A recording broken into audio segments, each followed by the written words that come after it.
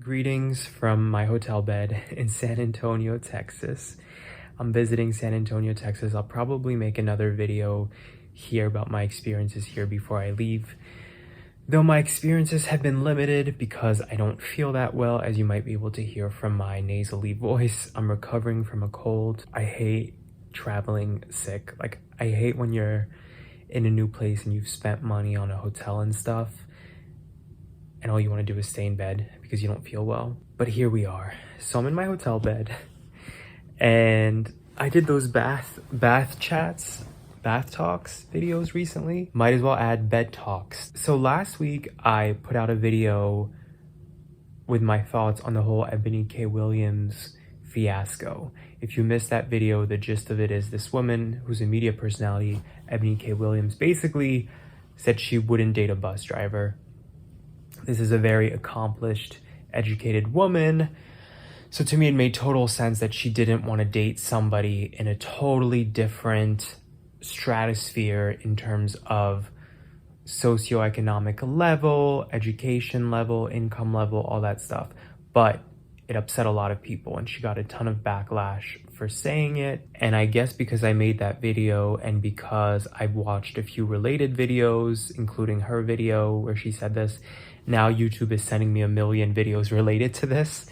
And so I've been watching some of them, and on a few videos, I've actually seen this recurring theme of Black women commenting. Ebony K. Williams is a Black woman as well, but Black women saying they totally get her and that the only mistake she made was speaking on this instead of just keeping it to herself. They were basically saying everything she's saying makes sense to us, but once you share this with people, with the public, everybody's going to throw in their 2 cents, and then now you're in this fiasco. And so this phrase kept coming up that I was noticing in the comments. People were saying she should have moved in silence. And I thought this was an interesting concept, even beyond this Ebony K. Williams story. This idea of moving in silence, doing your thing as you wish without telling everybody what's on your mind. And I've definitely learned, both through having this channel and just in my personal private life, that it actually does pay off to not share everything you're thinking and what you're doing. For example, with dating, just as Ebony K. Williams found, the more you sort of share your expectations, even if other people perceive that as judgments, right? Suddenly everybody starts giving you unsolicited advice. So even in my personal life, I consciously avoid telling even my own friends every little thing that happens, every little experience, because what sometimes ends up happening is then people feel the need to give you their perspective when they really don't know everything related to your experience. For example, I don't want advice from non-gay people about my experiences as a gay person dating, especially women and especially attractive women, because I have found, and I've talked about this before, I have attractive female friends who I'll walk down the street with them, and it's crazy to me how many men stare them down, try to make eye contact, try to talk to them, catcall them. And it makes me realize I only realize it when I'm walking with these friends, that we live in completely different worlds, because that just doesn't happen to me. I don't ever get approached. I barely get looked at, as far as I can tell. I think it's not necessarily a gay thing. I think that's also just a man, like a guy thing. I think we are perceived differently in the world, and I think women are more so seen as like physical possessions and all of that, and objectified. But when it comes to dating, I'm fully aware that the female experience, at least heterosexual female experience, is totally different.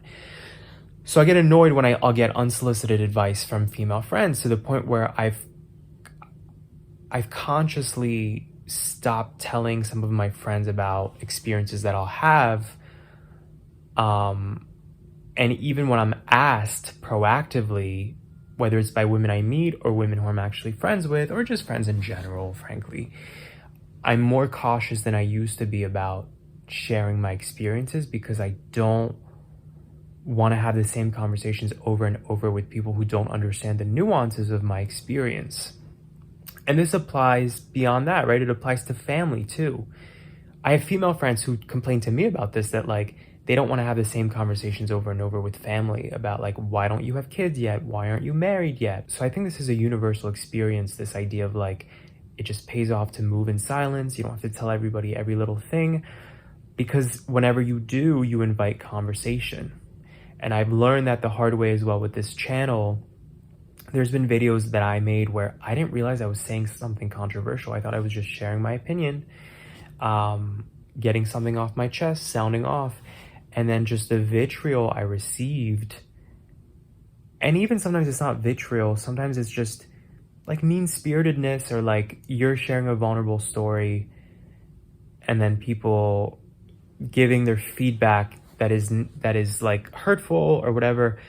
I don't know if you guys have noticed, but in general, I feel like even with this channel, I've stopped telling stories that are as personal or as vulnerable as I used to, at least less frequently. Because when you get a negative reaction, or a reaction that you don't like, it's not a good feeling. And then you're like, all right, maybe this wasn't a good use of my time or my energy. So I do think there's something to this moving in silence thing. The issue, of course, with this concept of moving in silence is like, at a certain point, do you just make yourself invisible? Like at a certain point, are you so incognito that you have all these walls up and it's difficult for people to connect to you? And this applies to everything, right? It applies to friendships. It applies to how you move about in the workplace with your peers, with family members. Like at what point are you keeping so much to yourself that vulnerability isn't even as accessible, and suddenly you're not as like reachable, right? Or easy to connect with, whether it's brand new people you meet or people you have established relationships with, right? So I think that's the difficulty. How do you measure? How do you balance that, right? Whether we're talking in the public space, like social media, for example, or even just in your private life. For example, with family, again, over the years as an adult, I've learned that I don't need to share every little thing with my family, let's say with my parents or grandparents, because sometimes I don't get the reaction that I wanted, or more specifically, I'll get a reaction I don't want consistently. So at a certain point, it's like you have to change how you're communicating and what you're sharing if you don't like the reaction you're getting, right?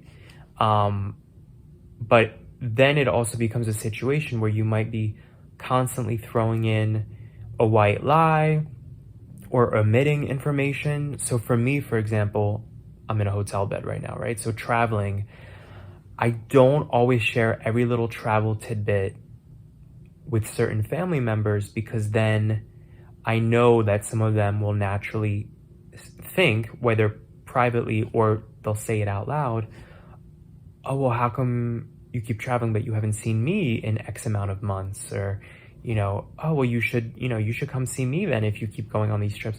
So it's interesting, right? Again, at a certain point, it becomes this situation where you're like,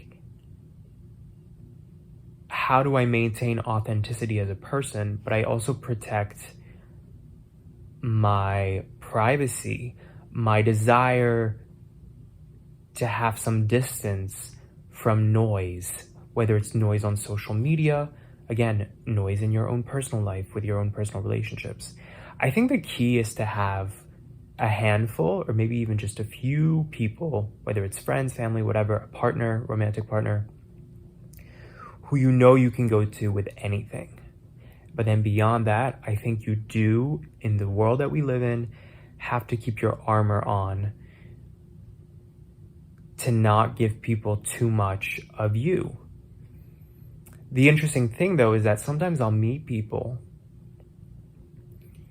and you can sense that armor immediately, and it's unattractive. It's not likable. Whether you're on a date, whether it's a friend of a friend, a random peer, a coworker, that's happened to me. I've had coworkers before where like they have so many walls up because they just don't want to go too deep with other coworkers. They want to keep things, in their minds, they want to keep things very professional, but to everybody else it comes off like you're just cold, and like you don't want to have any conversation beyond a work conversation, which is their choice, right? But when you work, like it's not as big of a deal working from home, but I remember when I worked at an office, when you're sitting next to somebody like 50 hours a week and they are just a fortress, like you can't connect at all, it's kind of unpleasant and it's kind of difficult. And the sad part is those people, I think they don't realize how they come off because they've normalized this armor.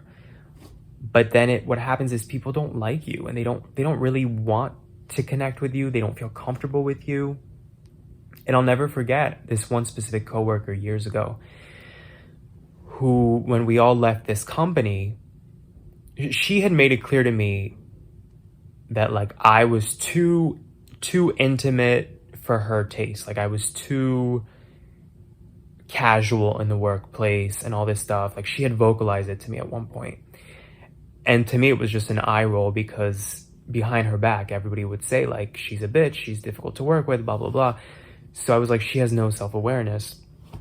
Like to her mode of acting is normal, but really she's like burning all these bridges without realizing it. And when we all left this company, I still stay in touch with multiple people from that company all these years later. And I remember like within a year after leaving that company, she wanted to meet up with some former coworkers to like catch up, and they didn't want to hang out with her because they didn't see any value for maintaining that relationship. Like they weren't friends with her. It's funny, right? It was like she wanted to make it clear that these were professional relationships to her. So then what happens is once the professional relationship is over, people want nothing to do with her because she was just a professional relationship for that company. So I never forgot about that she was so hell-bent on keeping these barriers. But then what happens now is people don't really want to stay in touch with you. They don't really care about you, boo. And meanwhile, those same friends, I was still friends with them because we were actually friends. So this is the point I'm getting to here is with this idea of moving in silence. It's a difficult balance to strike because at a certain point, if you don't make yourself accessible and vulnerable, then you're also potentially sabotaging or compromising like potential connections that could be special with people. And I'm now realizing as I'm saying this, there's dates that I've had where there were guys that were just like, they had walls up, and then you're like, is it me? Am I doing something? But I now realize they keep that armor on, and it's keeping them from connecting with somebody deeper. So that must be a consistent pattern for them, that they want more, but they're not showing up in a way to receive that more. Does this make sense? Do you guys relate to this? Is this something you've thought about before? Let me know your thoughts in the comments.